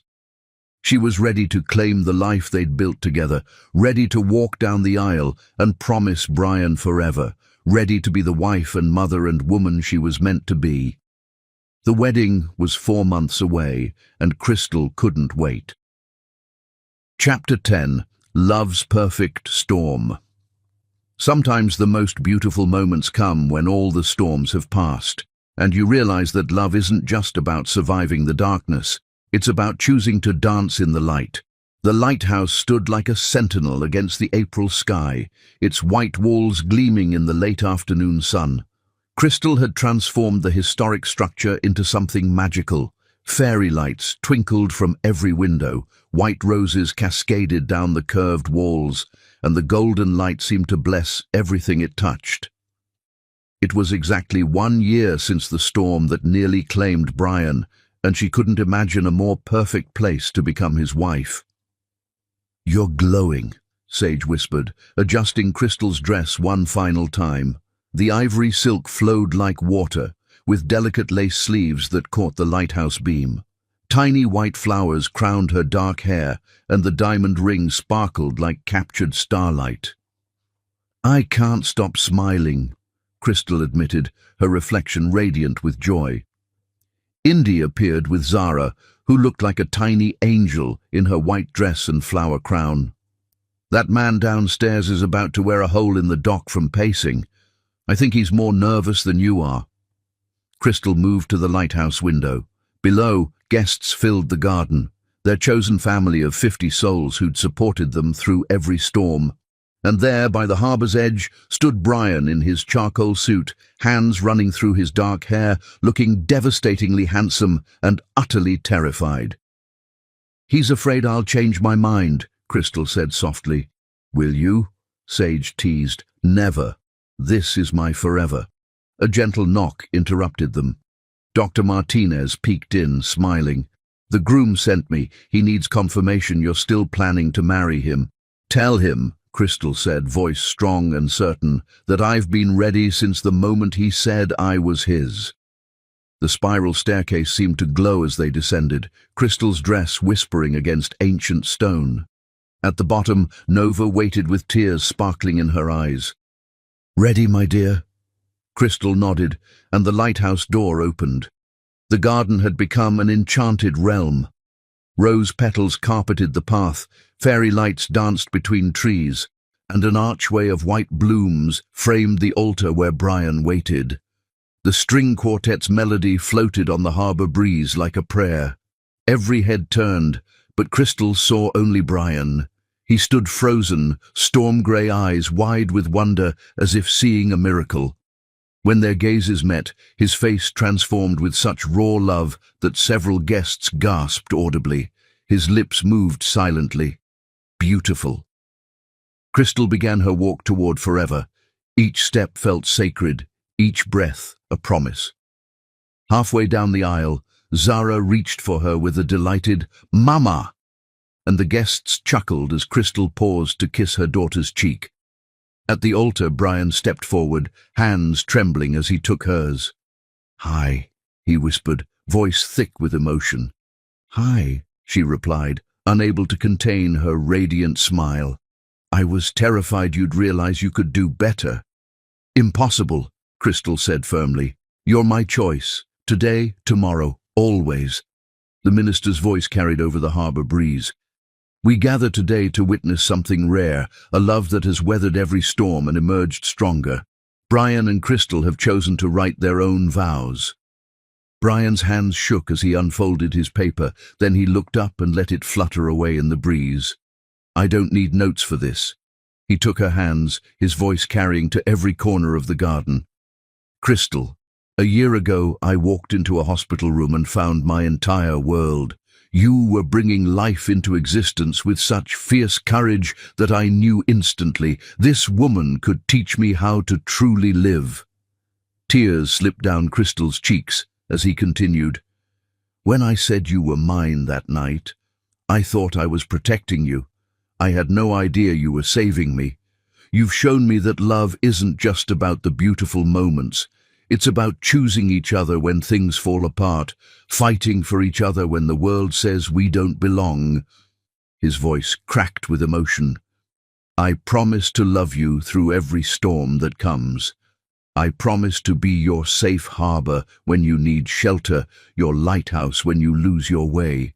I promise to be the father Zara deserves and the partner you can count on. You are mine, Crystal Freeman, and I am forever, completely, joyfully yours. The lighthouse beams swept across them as if in blessing, and Crystal felt the universe itself witnessing their love. Brian, she began, her voice clear as crystal bells, you saved me before I even knew I needed saving. You stayed when staying was hard, loved when loving was risky, fought when fighting seemed impossible. She squeezed his hands, drawing strength from his unwavering gaze. You didn't just give me a home. You gave me hope that happily ever after isn't just in fairy tales. You proved that broken hearts can heal stronger, that love can conquer fear, that sometimes the storm brings exactly what you need. Crystal's voice rose with conviction. I promise to love you with everything I am, to be your partner in dreams and your comfort in sorrow, to give Zara the family she deserves, and to build with you a love so strong it becomes legend. You saw me when I couldn't see myself, Brian Lockhart. And I choose you, today, tomorrow, and for all our tomorrows. The minister's eyes shone with tears. The rings? Nova stepped forward with trembling hands as Brian lifted Crystal's ring.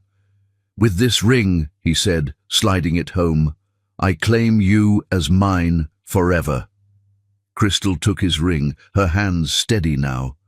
With this ring, she whispered, I give you my heart, my life, my everything.